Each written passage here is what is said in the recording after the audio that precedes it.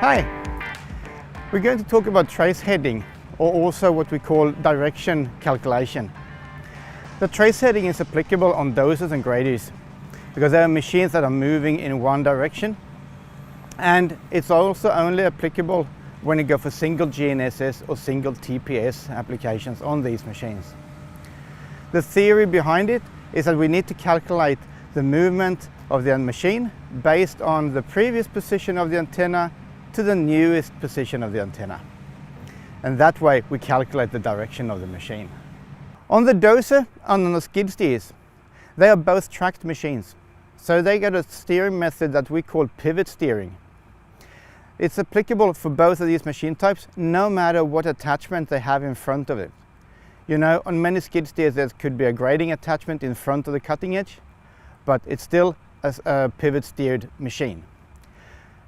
To understand pivot steering, and so the system understands it's a pivot steering machine, we need to think about where the center of rotation is on the machine.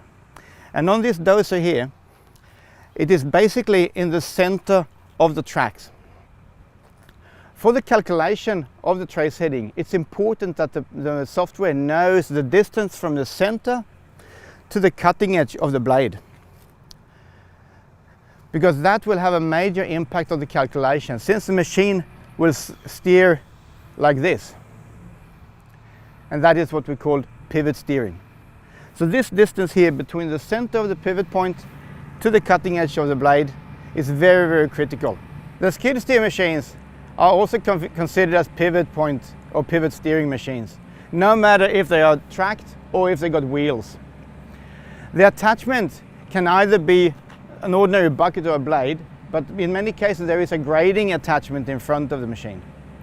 But no matter if it's a grading thing or just an ordinary bucket, the principles of the turn is still the pivot one.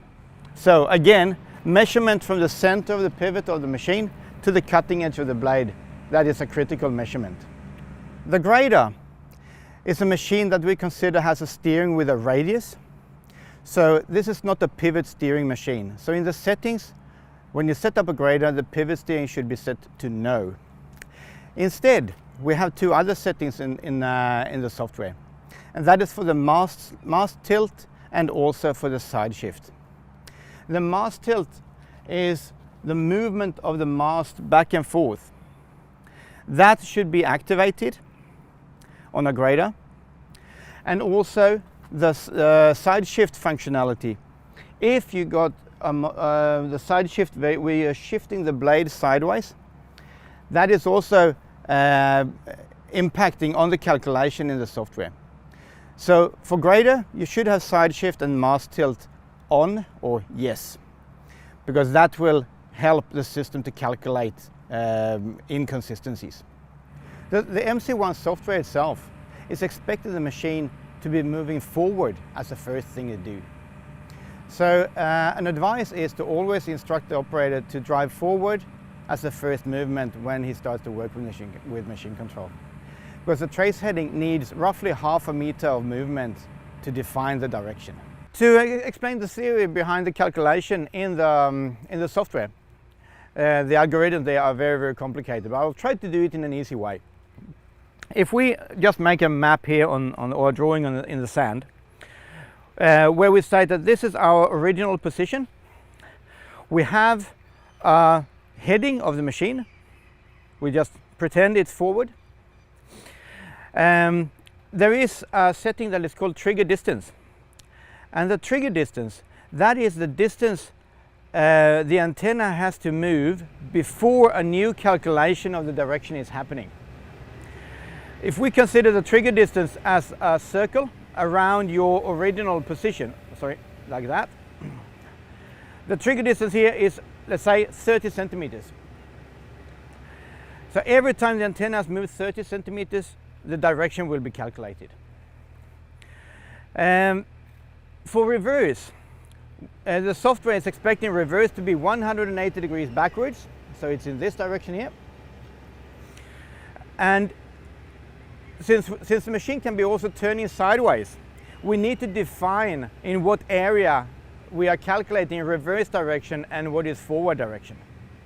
And in the setting we have a reverse direction angle. And if we consider this circle to be split up in two parts, where everything in the front part here is considered as forward, and everything here in the back, or the rear part of the circle, is considered as backwards, we define the angle between the backwards or reverse direction and this area here. Suggestion is 45 degrees, and that means that every position that will end up in this part here will be considered as the machine is reversing. Every new position in the front part here will be considered as the machine is still moving forward, even if it's turning. Since we have a bit of inaccuracy in the position itself, especially from GNSS, we have a filter possibility. And the filter settings can be done between 0 and 5. And in most cases, I would say that you are somewhere between 0 and 2 in the filtering. And the filter is to get rid of the noise caused by inaccuracy of the position itself. The higher the value is, the more stable the position will be, or the direction. But also, when the machine is turning, the reaction in the turn direction will be slower. There is a default setting for Greder for filter 2, and for pivot steering, which means doses and similar, it's set to 0. You can try to shift it differently, but usually it is somewhere between 0 and 2 as an advice. I will just explain two scenarios where the trace setting can be a bit confusing, especially for the software itself. So the operator will have a kind of a strange appearance maybe on the screen. Remember, you remember the drawing? I just cleaned up a little bit now so it looks better, but this is the calculation principles. If you have a doser that has been moving forward, dosing, and then just before he stops and will start to reverse, if he turns slightly right, that will mean that the antenna will move sideways. Based on the circle here, the movement is still forward, and when I move to the right, we are still here in the front part of the circle, which means that the system still considers the machine to be driving forward. So when you've done that, we will have a new heading. This heading now is in this direction. And when the operator himself starts now to reverse, the antenna will go in this direction. And that will again trigger the calculation and think that the machine is still driving forward, even though in reality the machine has just been driving up, shifting sideways and reversing back. So the movement of the antenna will show up on the display as the machine is driving still forward, but in reality the machine is reversing. If that happens, there is a button on the screen where the operator himself can force the machine to be reversing instead. Another scenario that can also be confusing for the software to understand the direction is when you're driving a grader, for example. And imagine if you're driving the grader, you have the center of your blade here. The blade is raked, so the antenna out here, or the prism out here, is at the very front. We are still going in this direction here. The blade is raked, so the antenna is in the front part of the blade. The machine is moving in this direction, but the operator makes a decision to rake the blade that way. So the antenna will move from here backwards. So the antenna will move backwards at the same time as the machine itself is moving forward. If the backward speed of the antenna is faster than the machine is moving forward, the antenna position here will actually end up in the reverse part of the calculation. So on the display, the machine will look like it's actually starting to reverse backwards, even though it's still driving forward. In the settings in the machine, it depends a little bit on what machine type you're using, but all of these settings are done in the same location. So from the main menu, you need to be logged in. You go to machines, you select the machine, you go to calibrate, and on the dimensions page at the very bottom you will have the direction values, and those are the settings for trace heading. As I said, depending on what machine type you have, you will have different default values. We will start, however, by the bottom part here, where we can select whether the machine has pivot steering or not. If I press yes, you will see here that there will be more values to be typed in to complete the settings. Mast tilt correction needs to be selected if you have a mast slope sensor on the machine. It should be set to yes in that case, unless you're driving on very, very steep slopes. In those cases, it's recommended to go for no. If the machine has side shift functionality, you need to activate it, and if it doesn't have side shift, then you press no on that setting. If you have any questions, you can always press the question mark, and each of these settings will have a description of what they will cover. If we start from top down on the settings, the first one will be the rotation distance. Rotation distance is applicable when pivot steering is activated. That means on dozers and skid steers you need to have the rotation distance, and that is what we explained earlier about the distance from the pivot point of the machine to the cutting edge of the blade. You just tap and type the distance. The trigger distance, that is the distance the antenna has to travel to calculate its new direction.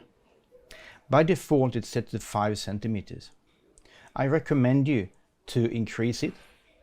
It will be a little bit slower in the reaction, but you will have a more stable heading. A suggestion is to change it to about 30 centimeters. Very easy done. 0.3, and now you have a trigger distance of 30 centimeters. If it is still too slow, you can decrease the value, or if you find it unstable, you can increase the value. But 30 centimeters is a quite good average of where most machines will work good. The reverse direction angle, that is the angle that we explained why we did the drawing in the sand. Here it says 0. Recommendation is to go somewhere between 10 and 45 degrees. Again, there is no fixed value that is the absolutely perfect one, so it's a little bit up to you to try, but I will, based on my experience, I will say that 45 degrees is a quite good value to start with. The direction filter level, that is the filter that is filtering away the noise in the position. There are 5 levels you can select. The higher value you type in, let's say 5, then the more sluggish the flow will be. Recommended is somewhere between 0 and 2. But that also differs between a dozer or a grader, and it can also be different between running total station or GNSS. So this is all you need to know about trace heading. But remember, there is always some exceptions, so you should also try a little bit on your own, because there might be a situation where this video is not absolutely representing the best settings for that particular machine. So don't be afraid to play around and try your own ideas also, but at least this is a guide for you to get started with it, where it should work in a normal way. Thank you.